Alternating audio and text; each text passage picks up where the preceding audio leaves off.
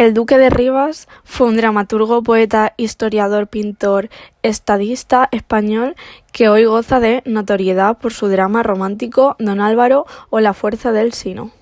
En 1835 fue embajador en Nápoles y en París vicepresidente del Senado y del Estamento de Próceres, ministro de la Gobernación y de Marina, presidente del Consejo de Ministros, presidente del Consejo del Estado y director de la Real Academia Española.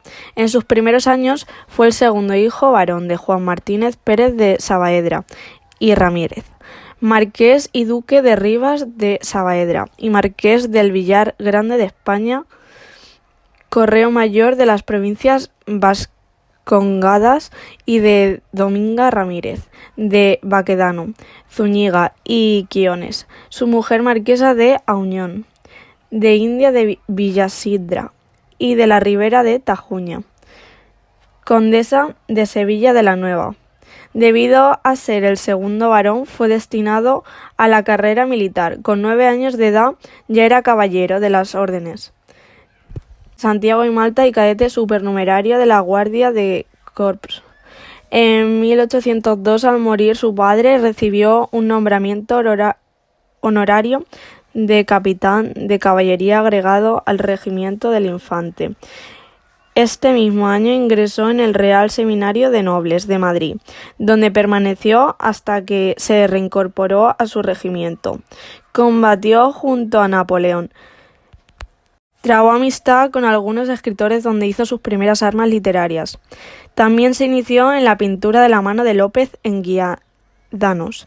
En 1807 recibió el despacho de alférez y comenzó a servir en los reales sitios, asistiendo al proceso del Escorial y al motín de Aranjuez. Contrajo matrimonio el 5 de mayo de 1825 con Encarnación Cueto y Ortega, hermana del primer marqués de Balmar, con los que tuvo 9 hijos.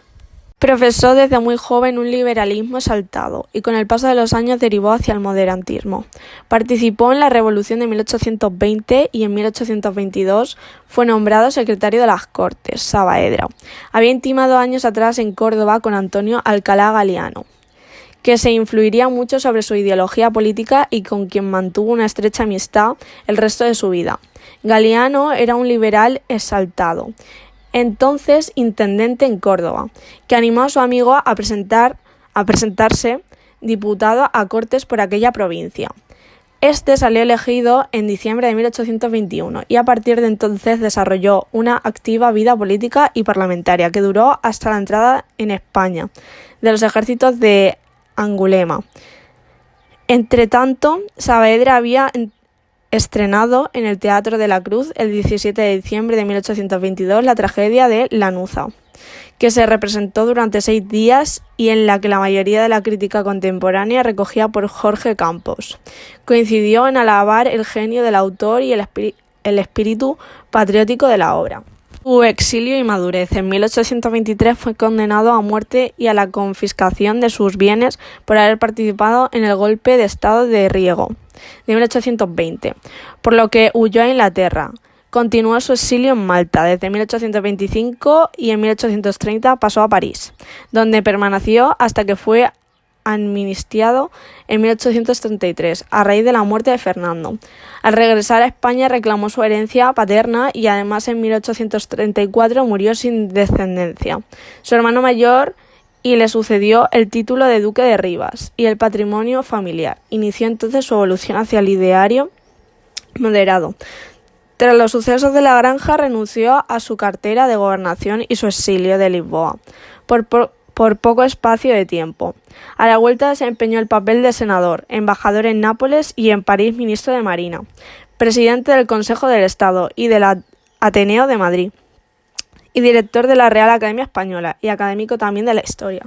Su carrera literaria, las obras más representativas fueron El Moro Expósito o Córdoba y Burgos en 1834, Leyenda en 12 romances sobre el tema de los infantes de Lara, y El bastardo Mudarra, que es considerado pieza fundacional del romanticismo en España, y el drama en prosa y verso Don Álvaro o La fuerza del Sino, en 1835, cuyo estreno conoció un estruendoso éxito que recuerda el que en Francia había obtenido Víctor Hugo con su Hernani. En la literatura, Rivas fue protagonista del romanticismo español. Don Álvaro fue estrenado en Madrid en 1835 y fue el primer éxito romántico del teatro español. La obra se tomó más tarde como base del libreto de Francesco Maria Piave. Para la ópera de Verdi, La fuerza del destino, en 1862. Otra obra teatral romántica fue El desengaño en un sueño. También obras de teatro fueron Malek Adel, Lenuza y Arias Gonzalo, y la comedia Tanto. Vales cuanto tienes. Estas obras son más del estilo neoclásico. Su teatro posee una gran variedad de registros y singular profundidad pese a la sencillez de estilo. Como poeta, su obra más conocida son los romances históricos en 1841, adaptaciones de leyendas populares en forma de romance, pero además escribió en versos obras como poesías. 1814. El desterrado, El sueño del proscrito, A las estrellas y Canto al faro de Malta. Su poesía posee una sencillez lírica y transparencia musical que le hacen superar la retórica peculiar de los románticos, pero con el admirable espíritu de ese movimiento, a la vez que con un estilo de mayor modernidad. En prosa se escribió Sublevación de Nápoles, capitaneada por Masaniello, en Historia del reino de las dos Sicilias.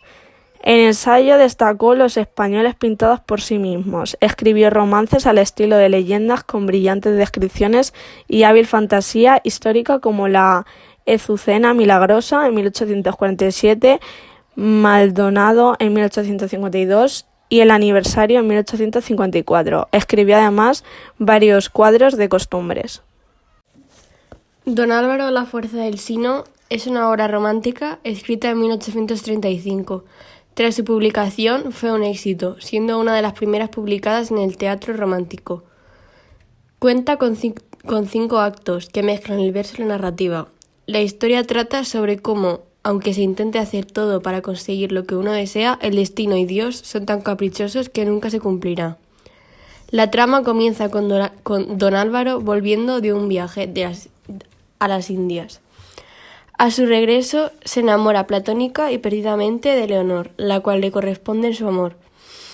Dada la negativa del padre de Leonor a tomar a Don Álvaro como marido de su hija, deciden fugarse.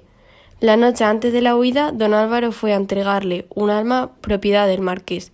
Accidentalmente, el arma le acaba disparando al marqués y le mata.